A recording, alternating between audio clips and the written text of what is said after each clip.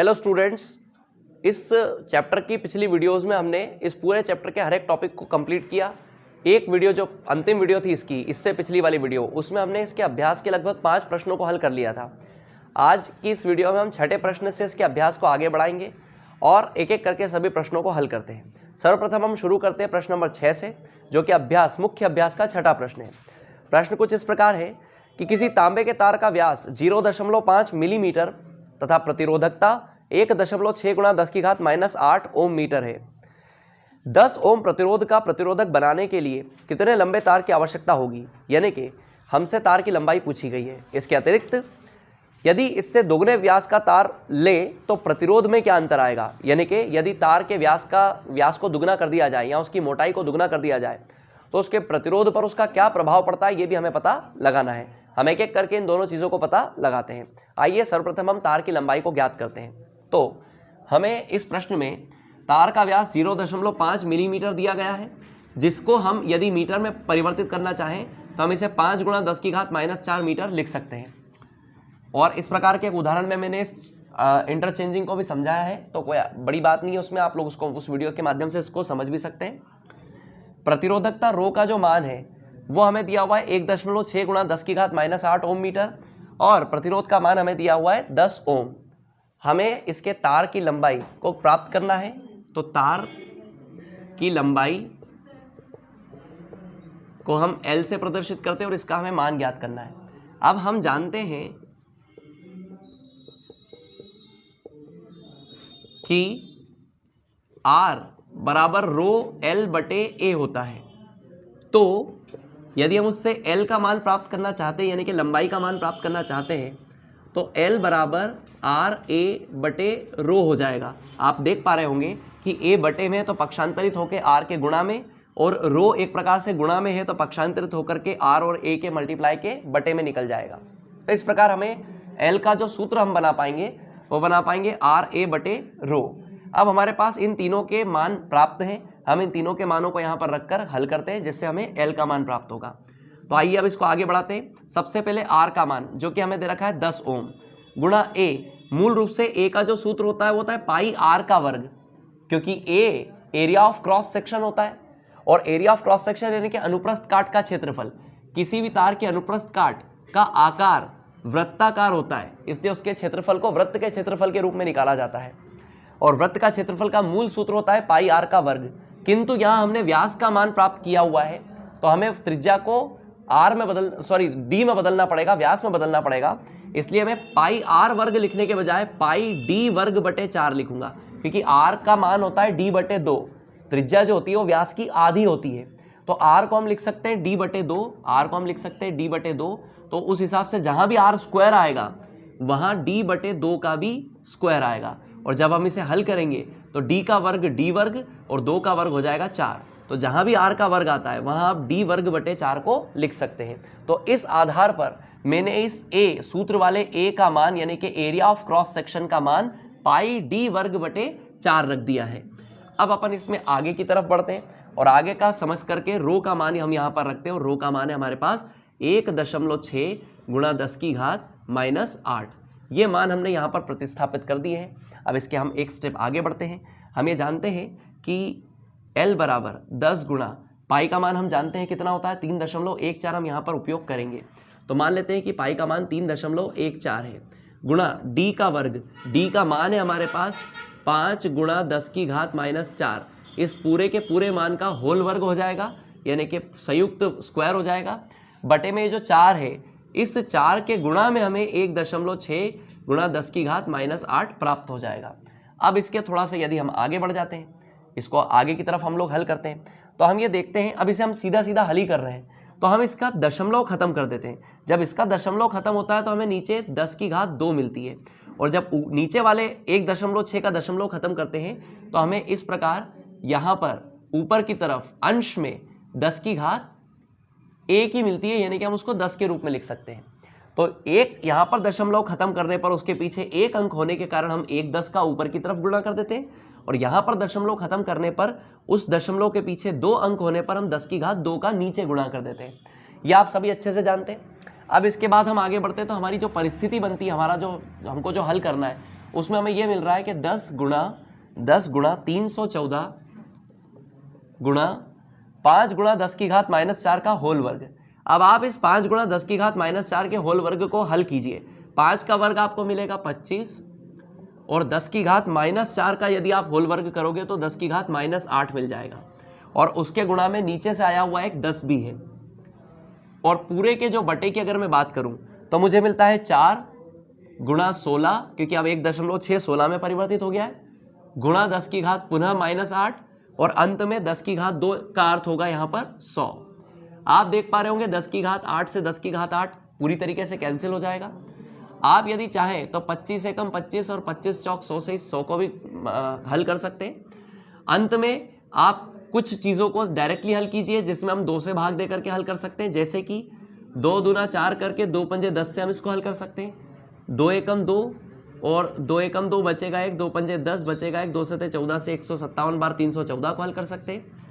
2 दूना 4 से 2 पंजे 10 के इसको हल कर सकते हैं।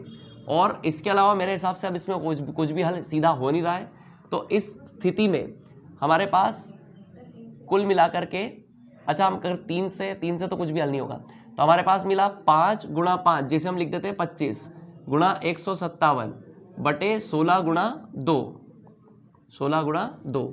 तो 16 गुणा 2 को तो हम चाहे तो 32 लिख सकते हैं। अब हमें 25 का गुणा 157 में करना है, तो 25 सते की हो जाएगा 175, हमारे पास 17 कैरी आएगा। 25 पंजे 125, 125 और 17 142 यानी कि 14 कैरी आएगा और 25 से कम 25 और 14 हो जाएगा 39 और बटे में मिलेगा हमको 32। जब इससे हम इसको भाग लगाते हैं तो हमें जो उत्तर मिलेगा, जिससे इसका जो उत्तर आता है वो 122.65 आता है, जिसको हम 122.7 मीटर लगभग लिख सकते हैं। तो अंत में हम कह सकते हैं कि हमें एल का मान प्राप्त होता है 122.7 मीटर। अब हम ये समझेंगे इस प्रश्न में एक उत्तर तो हम प्राप्त कर लिए हैं, एक प्रश्न हमें और भी दिया गया था इसमें कि यदि हम व्यास को दुगना कर दें तो प्रतिरोध पर क्या असर होगा। इसको मैं मिटा करके उसका अर्थ समझाता हूँ। इसका आप लोग स्क्रीनशॉट ले लीजिए, उसके बाद हम इसी के अगले पार्ट को समझते हैं। आइए बच्चों, अब हम देखते हैं कि यदि हम व्यास को दुगना कर दें तो उस परिस्थिति में प्रतिरोध पर क्या असर होता है। यह भी हमारे प्रश्न का हिस्सा था, आइए इसे समझते हैं। सर्वप्रथम हम मान लेते हैं कि प्रतिरोध का मान R है, मूल प्रतिरोध को R से प्रदर्शित किया गया है। हम ये जानते हैं कि R का जो सूत्र होता है वो होता है रो L बटे A, और यदि मैं A की जगह पर A का सूत्र बनाऊं तो वो पाई D वर्ग बटे 4 हो सकता है। तो कुल मिलाकर के हमें R का जो मान प्राप्त होता है वो होता है रो गुणा L बटे पाई D वर्ग बटे 4। ये है समीकरण नंबर A, यानी कि ये पूरा का पूरा R का मान है, मूल प्रतिरोध का मान है। अब यदि व्यास को हम दुगना कर दें तो उस अवस्था में जो नया व्यास है उसे हम D डैश से प्रदर्शित कर रहे हैं, जो मूल व्यास का दुगना है, और मूल व्यास यहां पर D से प्रदर्शित किया गया था। तो यदि हम D को दुगना करें तो वो 2D हो जाएगा, यानी कि नया व्यास का नाम तो D डैश है और उसका मान 2D है। अब हम इस 2D को प्रतिस्थापित करेंगे हमारे इस सूत्र में D के स्थान पर। तो आइए करते हैं। नए वाले प्रतिरोध को हम R डैश से प्रदर्शित कर रहे हैं, परिवर्तित प्रतिरोध को हम R डैश से प्रदर्शित कर रहे हैं। सूत्र तो उसका भी रो L बटे A होगा, किंतु अब की बार A के स्थान पर, यानी कि सूत्र में A के सूत्र में D की जगह पर मैं D डैश का प्रयोग करूंगा, और मैं जानता हूं कि D डैश का मान होता है 2D। तो जब मैं D डैश का वर्ग करता हूं तो मुझे 2D का होल वर्ग करना पड़ेगा। बाकी चीजें ऐसी की ऐसी चल रही है, रो अपनी जगह है, L अपनी जगह है, पाई अपनी जगह, सिर्फ इस D डैश की जगह पर मैंने 2D रखा और ये हो गया 2D का वर्ग, बटे में इसके चल रहा है 4। अब थोड़ा और आगे आ जाते हैं हम लोग। रो L बटे पाई, अगर मैं 2D का होल वर्ग करूं तो मुझे 4D का वर्ग मिलता है, बटे में 4 चल ही रहा है। यदि मैं इस 4 को इन सब से बाहर निकालूं तो मैं 4 बटे में होने के कारण इसको 1 बटे 4 के रूप में बाहर निकाल पाऊंगा, और जो अंदर बचा वो बचा एक रो एक L बटे में पाई D वर्ग बटे 4। तो ये रो ये L पाई D वर्ग बटे 4। और अगर हम समीकरण 1 को ध्यान से देखें तो ये मान और ये मान एक दूसरे से मैच खाते हैं कि रो की जगह रो है, L की जगह L है, पाई की जगह पाई है, D का वर्ग अपनी जगह है और 4 सबसे नीचे है। ये जो पूरा मान है ये यही है, और ये किस चीज का मान है, R का। तो हम इस जगह पर क्या रख सकते हैं, R। तो हमें R डैश बराबर 1 बटे 4 R मिला, तो R डैश बराबर 1 बटे 4 R मिल गया। अब ये किस बात को प्रदर्शित करता है कि नया वाला प्रतिरोध मूल प्रतिरोध का 1 बटे 4 गुना है, या फिर नया प्रतिरोध मूल प्रतिरोध का 1/4 है। 1/4 मतलब चौथा हिस्सा, यानी कि यदि मूल प्रतिरोध 4 ओम रहा होगा तो नया वाला प्रतिरोध व्यास बढ़ाने पर जो प्रतिरोध बनेगा वो उसका 1/4 यानी कि 1 ओम रह जाएगा। अगर मूल प्रतिरोध 4 ओम होगा तो ये इसका 1/4 यानी कि 1 ओम रह जाएगा। तो ये रिलेशन से आप ये बात को पता लगा सकते हैं। आइए अब हम अगले प्रश्न की तरफ चलते हैं। बच्चों, प्रश्न नंबर 7 में हम लोगों को किसी प्रतिरोधक के सिरों के बीच विभवांतर V दिया हुआ है और उनके मानों के लिए उससे प्रवाहित विद्युत धारा को I के संगत कुछ मान हमें प्राप्त है V और I के। इन मानों के आधार पर हमको एक तो बनाना था ग्राफ और उसके बाद निकालना था प्रतिरोध।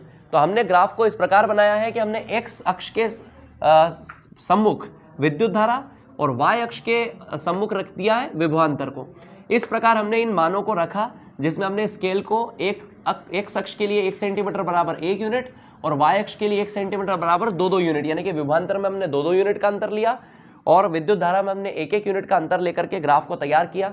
हमें विभिन्न मान इन बिंदुओं के आधार पर प्राप्त हुए। इन बिंदुओं में से एक बिंदु हमने लिया है A और दूसरा बिंदु इसी ग्राफ पर लिया है हमने B। ये दो बिंदु हमने इसलिए लिए हैं ताकि हम इस ग्राफ के आधार पर अभिष्ट प्रतिरोध को प्राप्त कर सके। इन दोनों बिंदुओं से हमने दोनों अक्षों पर लंब डाले। इन लंबों को हमने इस प्रकार डाला कि इस बिंदु को हमने I1, इसको I2, यहाँ पर V2 और यहाँ पर V1 इनको नाम दिया। इनके जो भी मान हैं जो ग्राफ से हमें प्राप्त होते हैं उन मानों को हम इस अभिष्ट सूत्र में रखते हैं जो कि है R बराबर V2 माइनस V1 बटे I2 माइनस I1। आप जानते हैं कि अभी हमने ग्राफ में V2 का मान 13.2 निरूपित किया था, V1 का मान 6.7, इसी प्रकार I2 माइनस I1 4 माइनस 2 हो जाएगा। जब हम इन्हें हल करते हैं तो हमें 6.5 बटे 2 मिलता है, जिसको हल करने पर 3.25 हमें प्राप्त होता है, जिसे लगभग हम 3.3 ओम लिख सकते हैं। तो इस प्रकार इस प्रतिरोधक का जो अभिष्ट प्रतिरोध होगा वो लगभग 3.3 ओम हमें प्राप्त होता है। आइए अब हम चलते हैं अगले प्रश्न की ओर। आइए बच्चों, अब हम प्रश्न नंबर 9 की तरफ चलते हैं। प्रश्न नंबर 9 में हमें दिया हुआ है कि 9 वोल्ट की किसी बैटरी को 0.2 ओम, 0.3 ओम, 0.4 ओम, 0.5 ओम तथा 12 ओम के प्रतिरोधकों के साथ श्रेणी क्रम में संयोजित किया गया है। 12 ओम के प्रतिरोधक से कितनी विद्युत धारा प्रवाहित होगी, ये हमें पता लगाना है इसमें। तो आइए इसे शुरू करते हैं। सर्वप्रथम मैंने एक परिपथ का निर्माण कर दिया यहाँ पर, जिसमें 9 वोल्ट की बैटरी, उसी के साथ 0.2, 3, 4, 5 और 12 ओम के हमारे पास प्रतिरोध हैं, जिन्हें मैंने R1, R2, R3, R4 और R5 का नाम दे दिया है। वोल्टेज का मान यानी कि विभवांतर का मान हमें 9 वोल्ट के रूप में दिया हुआ है। अब हम इसमें कुल प्रतिरोध सर्वप्रथम प्राप्त करते हैं और आप ये जानते हैं कि श्रेणी क्रम का जो कुल प्रतिरोध होता है, जिसे हम R से प्रदर्शित कर सकते हैं, वह श्रेणी क्रम में जुड़े हुए सभी प्रतिरोधकों के कुल प्रतिरोध के बराबर आता है। तो इस प्रकार हम इन पांचों प्रतिरोधकों के मानों को जोड़ देते हैं, जिससे हमें R का मान प्राप्त होगा। तो 0.2, 0.3, 0.4, 0.5 तथा 12 ओम को हम जोड़ देते हैं, जिससे हमें R का मान 13.4 ओम प्राप्त होता है। एक बार हम इसको वेरीफाई कर लेते हैं। चलिए, तो 13.4 ओम हमें कुल प्रतिरोध प्राप्त होता है इस पूरे परिपथ का। अब हम यहाँ पर ये करते हैं कि जो विद्युत धारा है, ओम के नियम से विद्युत धारा I का जो सूत्र होता है वो V/R होता है। यहाँ पर V का मान जो है वो हमारे पास 9 ओम है और I का मान हमारे पास 13.4 है, जिसे हल करने पर हमें 0.67 एम्पियर की विद्युत धारा प्राप्त होती है। चूँकि ये विद्युत धारा इस पूरे परिपथ की कुल विद्युत धारा है, किंतु हमें तो 12 ओम प्रतिरोध के लिए विद्युत धारा का मान प्राप्त करना था, किंतु हम जानते हैं कि श्रेणी क्रम में जोड़ने पर प्रत्येक प्रतिरोध को समान विद्युत धारा प्राप्त होती है। इस प्रकार इस प्रतिरोध से प्रवाहित होने वाली विद्युत धारा का मान भी 0.67 एम्पियर होगा, यानी कि जो पूरे प्रतिरोध की विद्युत धारा है वही 12 ओम प्रतिरोध के प्रतिरोधक की विद्युत धारा होगी। तो इस प्रकार हमारा मूल उत्तर जो है वो I बराबर 0.67 एम्पियर होगा। आइए अब हम बढ़ते हैं अगले प्रश्न की ओर। आइए बच्चों, अब हम प्रश्न नंबर 10 को हल करते हैं। प्रश्न नंबर 10 में हमें दिया गया है कि 176 ओम प्रतिरोध के कितने प्रतिरोधकों को पार्श्व क्रम में संयोजित करें कि 220 वोल्ट के विद्युत स्रोत में संयोजन से 5 एम्पियर विद्युत धारा प्रवाहित होती है। यानी कि हमें ऐसा कहा गया है कि 176 ओम प्रतिरोध वाले कुछ प्रतिरोधकों को पार्श्व क्रम में इस प्रकार जोड़ना है कि विभवांतर 220 वोल्ट होने पर उस परिपथ की जो विद्युत धारा हो वो कितनी हो जाए, 5 एम्पियर। यानी हमें इतने प्रतिरोध वाले कुछ प्रतिरोधकों की संख्या ज्ञात करनी है। तो चूंकि ये संख्या ज्ञात करने के लिए हम इस संख्या को मान लेते हैं n। तो आइए अब हम देखते हैं कि हम इन प्रतिरोधकों की अभिष्ट संख्या को किस प्रकार प्राप्त करेंगे। देखिए बच्चों, हमें प्रतिरोध का कुल विभवांतर और कहीं ना कहीं प्रतिरोध की विद्युत धारा या परिपथ की विद्युत धारा प्राप्त है। आइए अब हम इस प्रश्न को हल करते हैं। देखिए, हमें परिपथ का विभवांतर प्राप्त है और परिपथ की विद्युत धारा भी प्राप्त है। अब हम लोग यहाँ पर क्या करते हैं कि परिपथ के विभवांतर और विद्युत धारा की सहायता से हम परिपथ का कुल प्रतिरोध यहाँ पर प्राप्त कर लेते हैं। तो परिपथ का कुल जो प्रतिरोध होगा, जिसे हम R से प्रदर्शित करेंगे, वह ओम के नियम से V/I से हमें प्राप्त हो जाएगा। यहाँ V का मान 220 जबकि I का मान 5 है। जब हम इससे से भाग देते हैं तो हमें 44 ओम कुल प्रतिरोध प्राप्त होता है। इसी प्रकार यदि इसी कुल प्रतिरोध को हम एक और तरीके से निकालना चाहें तो पुनः हम लिखते हैं इसी प्रकार कुल प्रतिरोध। चूंकि ये सारे के सारे प्रतिरोधक पार्श्व क्रम में जुड़े हुए थे और पार्श्व क्रम के कुल संयोजन का कुल प्रतिरोध निकालने का सूत्र होता है 1/R बराबर 1/R1 धन 1/R2 धन 1/R3। अब हमें ये तो पता ही नहीं है कि ऐसे कितने प्रतिरोध हैं, तो हम इसमें डैश लगा करके n कर देते हैं। तो अगर हम इसे हल करें तो 1/R बराबर n/R हमें प्राप्त होता है। और R1 R2 R3 सभी का मान R ही है और R का मान हमारे पास है 176। या इन सबको इकट्ठा में R डैश लिख देता हूँ। तो 1/R का कुल मान हमने प्राप्त किया है 44 बराबर n/R डैश का मान हमारे पास प्रश्न में दिया गया था, ये R डैश था जो 176 है। जब हम इसका क्रॉस मल्टीप्लिकेशन करते हैं, पक्षांतरण करते वाला गुणा करते हैं, तो 176 यहाँ पर आ जाता है अंश में, बटे में 44 है और बराबर में n चल रहा है। तो n बराबर हमें मिलता है, हम इसको भाग लगा देते हैं। जब हम इसको भाग लगाते हैं तो मान लो 11 से हम इसको कैंसिल कर रहे हैं, तो 11 चौक 44, 11 एकम 11, 11 छंग 66 और 4 एकम 4, 4 चौक 16। यानी कि हमको n का जो मान प्राप्त होता है वो 4 प्रतिरोधक प्राप्त होता है। यानी कि ऐसे कितने प्रतिरोध हैं जिन्हें हम पार्श्व क्रम में जोड़ सकते हैं, ऐसे 4 अभिष्ट प्रतिरोध है जिन्हें हम प्रतिरोधक है जिन्हें हम पार्श्व क्रम में इस परिपथ के मान के अनुसार जोड़ सकते हैं। तो हमारा अभिष्ट उत्तर हो गया 4 प्रतिरोधक। आइए अब हम बढ़ते हैं अगले प्रश्न की ओर। बच्चों, अब हम प्रश्न नंबर 11वें को हल करते हैं। प्रश्न नंबर 11वां कुछ इस प्रकार है कि यह दर्शाइए कि आप 6 ओम प्रतिरोध के 3 प्रतिरोधकों को किस प्रकार संयोजित करेंगे कि जो कुल संयोजन का प्रतिरोध आएगा वो या तो 9 ओम आए या फिर 4 ओम आए। तो आइए हम 9 ओम कुल प्रतिरोध को प्राप्त करने के लिए इन 3 प्रतिरोधकों को संयोजित करते हैं। तो सर्वप्रथम हमने मान लिया कि तीनों प्रतिरोधकों के नाम R1 R2 और R3 है जिनका कुल मान 6 ओम है, यानी कि अपना अपना सेपरेट मान 6 ओम है। तब प्रश्नानुसार मैं पहले प्रश्न को हल कर रहा हूँ और इसके लिए मैंने ये संयोजन बनाया कि यदि मैं R1 और R2 को तो पार्श्व क्रम में जोड़ूं जैसा कि आप लोग देख पा रहे हैं, और इनके कुल संयोजन से R3 को श्रेणी क्रम में जोड़ दूं, तो मैं चेक करता हूं कि मुझे कुल प्रतिरोध कितना प्राप्त होता है। तो सर्वप्रथम R1 और R2 का कुल प्रतिरोध 1/R डैश से प्रदर्शित कर रहा हूं मैं, सिर्फ इन दोनों का। इसके साथ फिर श्रेणी क्रम का बाद में निकालेंगे। पहले इसका और इसका R1 और R2 का हम कुल प्रतिरोध निकालते हैं जिसे हम 1/R डैश नाम दे देते हैं।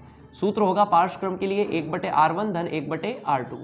जैसे यहीं पर हल करने पर हमें मिलता है 1/R1 का मान भी 6 और 1/R2 का मान भी 6।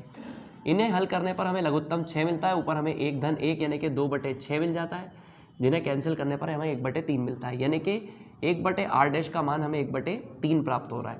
तो उससे हमें R डैश का जो मान प्राप्त होगा वो 3 ओम होगा। अब कुल प्रतिरोध जो होगा इस पूरे परिपथ का कुल जो प्रतिरोध होगा वो होगा R बराबर R डैश धन R3, क्योंकि R डैश यानी कि इनका कुल प्रतिरोध और R3 दोनों आपस में श्रेणी क्रम में है। तो श्रेणी क्रम के लिए सूत्र होता है उनको सीधा जोड़ दिया जाए। तो आप ये जानते ही हैं कि R डैश का मान हमने अभी अभी 3 ओम प्राप्त किया है, जबकि R3 का मान भी कितना है 6 ओम। तो इस प्रकार यदि 6 और 3 को जोड़ा जाए तो हमें इस प्रतिरोध का इन तीनों प्रतिरोधकों का कुल प्रतिरोध जो मिलता है वो 9 ओम इस प्रकार प्राप्त होता है। तो इसके लिए हम लोगों को करना ये होगा, इस 9 ओम कुल प्रतिरोध को प्राप्त करने के लिए हमको करना ये होगा कि हम 2 प्रतिरोधकों को तो समांतर क्रम में या पार्श्व क्रम में और उसके साथ तीसरे प्रतिरोधक को श्रेणी क्रम में करेंगे। जब हम इसको इस प्रकार संयोजित करेंगे तो हल करने पर हमें पूरे परिपथ का कुल प्रतिरोध 9 ओम प्राप्त हो जाएगा। आइए अब इसकी दूसरी स्थिति को देखते हैं। आइए अब दूसरी परिस्थिति को समझते हैं। दूसरी परिस्थिति में हमें 4 ओम कुल प्रतिरोध प्राप्त करना है। इसके लिए हम R1 व R2 को श्रेणी क्रम में जोड़ देते हैं और इनके साथ R3 को पार्श्व क्रम में जोड़ देते हैं, यानी कि इन दोनों का कुल प्रतिरोध जो भी प्राप्त होगा उस प्रतिरोध का और R3 का पार्श्व क्रम में संयोजन किया गया है और इस आधार पर हमें 4 ओम प्रतिरोध को प्राप्त करने का हम लोग प्रयास करते हैं। आइए सर्वप्रथम R1 और R2 का कुल प्रतिरोध निकालते हैं, जिसे हम R डैश द्वारा प्रदर्शित करते हैं। और चूंकि ये दोनों श्रेणी क्रम में है इसलिए हम इन दोनों को सीधे जोड़ देंगे, यानी कि 6 धन 6 यानी कि 12 ओम हमें R डैश का मान प्राप्त होगा। अब जो परिपथ का कुल प्रतिरोध है उसको निकालने के लिए हम 1/R यानी कि परिपथ का कुल प्रतिरोध, उसके लिए R डैश व R3 को पार्श्व क्रम के रूप में संयोजित कर देते हैं। इनके हम मान रखते हैं। 1/R डैश का मान हमने अभी प्राप्त किया 12 और R3 का मान हमें पता है 6। जब हम इन दोनों का लघुत्तम लेते तो हमें 12 प्राप्त होता है। ऊपर की ओर 1 धन 2 यानी कि 3/12 यानी कि 1/4। तो 1/R का मान 1/4 है, तो हमें R का मान 4 ओम व्युत्क्रम करने पर प्राप्त होता है। इस प्रकार संयोजन का कुल प्रतिरोध हमें 4 ओम प्राप्त हो जाता है। तो इसके लिए हमें 6 ओम के 2 प्रतिरोधकों को तो श्रेणी क्रम में और तीसरे को उन दोनों के कुल संयोजन के समांतर क्रम में इस प्रकार जोड़ना पड़ेगा। तो ये आपकी दूसरी परिस्थिति का कुल हल हो गया। आइए अब बढ़ते हैं हम लोग अगले प्रश्न की ओर। आइए बच्चों अब प्रश्न नंबर 12वें को हल करते हैं। प्रश्न नंबर 12वें में हमें यह दिया गया है कि 220 वोल्ट की विद्युत लाइन पर उपयोग किए जाने वाले बहुत से बल्बों का अनुमतांक 10 वॉट है, यानी कि प्रत्येक बल्ब का अपना अपना अनुमतांक 10 वॉट है। यदि 220 वोल्ट लाइन से अनुमत अधिकतम विद्युत धारा 5 एम्पीयर है, यानी कि विद्युत धारा का मान यदि 5 एम्पीयर हो, तो इस लाइन के 2 तारों के बीच कितने बल्ब पार्श्व क्रम में संयोजित किए जा सकते हैं, यानी कि हमें बल्बों की ऐसे इस 10 वॉट शक्ति वाले बल्बों की संख्या यहाँ पर प्राप्त करनी है। तो आइए हम जानते हैं कि विद्युत शक्ति P का जो सूत्र होता है वो V गुणा I होता है। हमारे पास V का मान 220 जबकि I का मान 5 दिया हुआ है, तो उससे हमें P का मान 1100 वॉट प्राप्त हो जाता है। यह कुल शक्ति है, यानी कि इस परिपथ की कुल शक्ति। अब इस परिपथ की कुल शक्ति को निकाल लेने के बाद में यदि हमें यह प्राप्त करना है कि ऐसे कितने बल्ब यहाँ पर जोड़े जा सकते हैं, तो आपको प्रत्येक बल्ब की शक्ति का मान प्राप्त है और आपको परिपथ की कुल शक्ति का मान प्राप्त है। तो हमें बल्बों की संख्या किस प्रकार मिल सकती है, तो बल्बों की जो संख्या हमें मिलेगी, अभिष्ट संख्या, वो मिलेगी कुल शक्ति, यानी कि जो परिपथ की कुल शक्ति है बटे एक बल्ब की या प्रत्येक बल्ब की शक्ति, प्रत्येक बल्ब की शक्ति। तो इस आधार पर यदि देखा जाए तो 1100 जो कुल शक्ति प्राप्त हुई थी और एक बल्ब की शक्ति जिसका मान हमें 10 प्राप्त है, अगर हम इसे इससे कैंसिल कर देते हैं तो हमको 110 बल्बों की कुल संख्या प्राप्त हो जाती है। यही हमारा क्या हो जाएगा, उत्तर हो जाएगा। तो इस प्रकार हम 12वें प्रश्न को भी हल कर चुके हैं। अब हम इसके अगले प्रश्नों को अगले भाग में कंटिन्यू करते हैं। तब तक के लिए आप सभी का धन्यवाद बच्चों। Thank you.